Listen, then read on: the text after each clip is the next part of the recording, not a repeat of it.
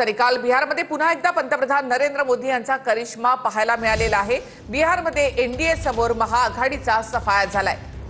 कलांनुसार 95 जागांनी भाजप सगळ्यात मोठा पक्ष ठरलेला आहे, तर कलांनुसार 85 जागांवर जेडीयू दुसऱ्या क्रमांकाचा पक्ष आहे।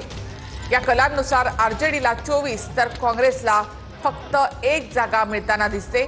महाराष्ट्राप्रमाणेच बिहारच्या विधानसभेचे निकाल पाहायला मिळतायत। तर बिहारमध्ये पुन्हा एकदा पंतप्रधान नरेंद्र मोदी यांचा करिश्मा पाहायला मिळतोय।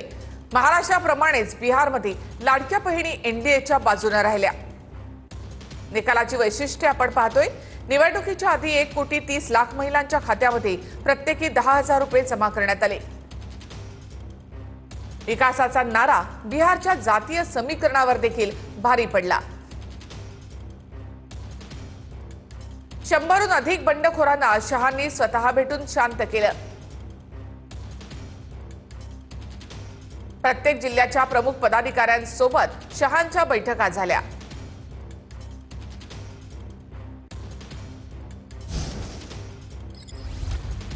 तर आज संध्याकाळी पंतप्रधान नरेंद्र मोदी भाजप मुख्यालयामध्ये जाणार आहेत। त्यानंतर पंतप्रधान नरेंद्र मोदी मुख्यालयामधून कार्यकर्त्यांना संबोधित करतील। बिहारमधल्या या मोठ्या यशानंतर पंतप्रधान नरेंद्र मोदी संबोधित करणार आहेत। मोदींचा करिश्मा बिहारमध्ये पुन्हा एकदा चाललाय। आज संध्याकाळी पंतप्रधान नरेंद्र मोदी भाजप मुख्यालयात जातील आणि तिथून ते कार्यकर्त्यांना संबोधित करणार आहेत। बिहारमध्ये भाजप 96 जागांवर आघाडीवर। पुन्हा एकदा बिहारमध्ये भाजप आणि जेडीयूचं सरकार, एनडीएचं सरकार बिहारमध्ये येणार आहे। आता मुख्यमंत्री कोण याविषयीची चर्चा सुरू झाली आहे।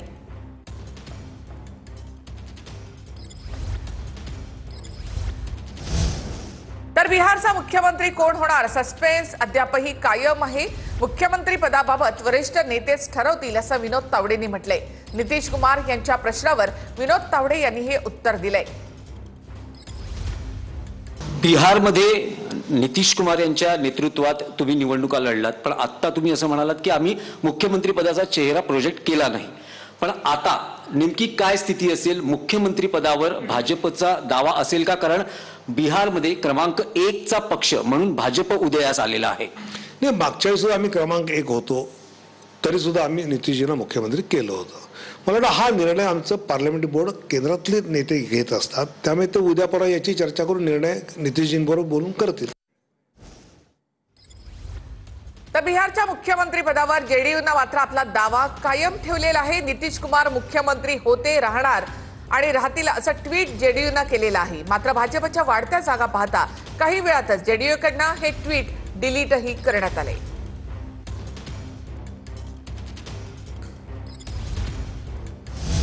तर तेजस्वी यांचा मुख्यमंत्री पदाचा चेहरा घोषित करायला वेळ लावला।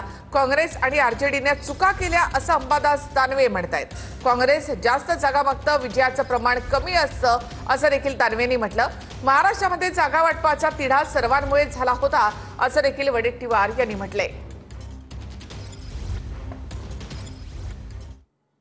मोठ्या प्रमाणावर नुसता वाटा मागते, प्रत्यक्षात ज्यावेळेस विजयाचं वेळ येते त्यावेळेस काँग्रेसचं विजयाचं प्रमाण हे अतिशय कमी असतं। ही काँग्रेसची मानसिकता आहे। आता आम्ही नगरपालिका वगैरे विषयी सुद्धा बोलतो, तर काँग्रेसच्या कार्यकर्त्याची हीच मानसिकता असते आणि त्याच्यामुळं मला असं वाटतं बाकीच्या लोकांचं सुद्धा नुकसान होत असतं। जागा वाटपाचा घोळ शेवटच्या दिवसापर्यंत हा नसला पाहिजे। काँग्रेसवाले जिथं इच्छा नसताना ही जागा द्या, ती जागा लढा, ही आम्ही लढतो, ती आम्ही लढतो, कित्येक ठिकाणी आमच्याच कार्यकर्त्यांना फोन, आमच्या पंजावर लढा, असं सगळीकडे चालतं। मला असं वाटतं हे काही योग्य नाही आहे। हे महाराष्ट्राच्या वेळेसच शिकायला पाहिजे होतं, जे बिहारमध्ये शिकले नाही। महाराष्ट्राची निवडणूक असताना उद्धवजी ठाकरे साहेबांना खूप आधी मुख्यमंत्री पदाचा चेहरा घोषित केला असतं आणि खूप आधी जागा वाटप केलं असतं, तर मला असं वाटतं परिणाम वेगळे दिसले असते। परंतु जी चूक महाराष्ट्रात केली ती चूक बिहारमध्ये सुद्धा पुन्हा एकदा झालेली। बिहारमध्ये तेजस्वी यादव यांचा चेहरा आम्ही घोषित केलाच होता। उलट भाजपानेच तळ्यात मळ्यात चाललं होतं त्या महायुतीचं, महागठबंधनी चेहरा दिला। आता महाराष्ट्राच्या निकालाच्या संदर्भात चाललं तर सर्वच जबाबदार आहेत। कोणी उघड घातला तर सगळ्यांनीच घातला। जागा वाटपाचा तिढा शेवटपर्यंत त्या सगळ्यामुळेच झाला आहे.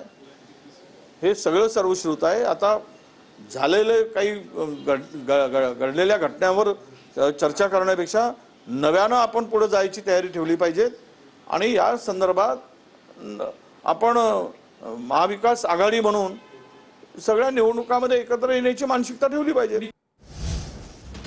तर महाराष्ट्र विधानसभेमध्ये जे घडलं तेच बिहारमध्ये झालेलं आहे असं थोरात यांनी म्हटलेलं आहे. बिहार विधानसभेच्या येणाऱ्या कलांवरून बाळासाहेब थोरातांनी ही टीका केली. लोकशाही राहिली आहे की नाही याचा विचार जनतेनं करावा असं देखील थोरात यांनी म्हटलंय. जे महाराष्ट्रात घडलं तेच बिहारमध्ये घडलेलं दिसतं आहे.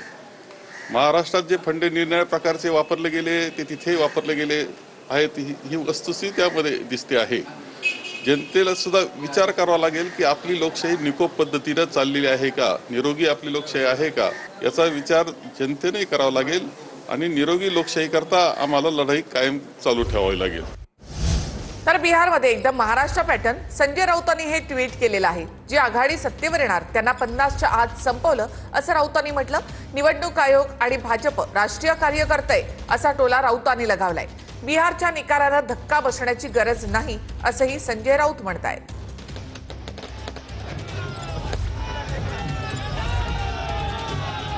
तर संजय राऊतांचा ट्विट आपण इथे पाहूया.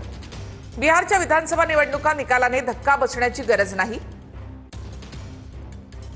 निवडणूक आयोग आणि भाजप यांचे हात हातात घालून राष्ट्रीय कार्य सुरू होतं ते पाहता यापेक्षा वेगळा निकाल लागणं शक्य नव्हतं.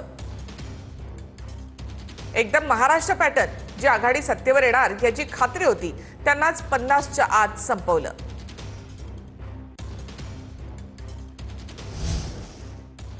तर निर्लज्जपणाला सुद्धा लाज असते. महाजनांचा राऊतांवर निशाणा ट्विट करणाऱ्यांना थोडीशीही लाज राहिलेली नाही असं गिरीश महाजन यांनी म्हटलेलं आहे. नगरपालिकेतही हे हरणार आणि पुन्हा म्हणणार मशीनमध्ये बिघाड. महाराष्ट्रामध्ये सुपडा साफ होणार हे माहिती असल्यामुळे त्यांचं रडगाणं सुरू आहे असं महाजन यांनी म्हटलंय. मला वाटतं निर्लज्जपणाला की लाज असते. माणसाने किती निर्लज्जपणे बोलावं, किती खोटं बोलावं याला की लिमिट पाहिजे. मला असं वाटतं काहीतरी नवीन नवीन आयटम घेऊन येतात. लोक त्यांना स्वीकारायला तयार नाहीत, लोक त्यांना विचारायला तयार नाहीत. थोडीशी सुद्धा लाज शरम या ट्विट करणाऱ्याला नाही आहे, काही नाही यांचं. आता महापालिकेच्या निवडणुका आहेत, जिल्हा परिषद पंचायत समिती आहेत आणि नगरपालिका आहे.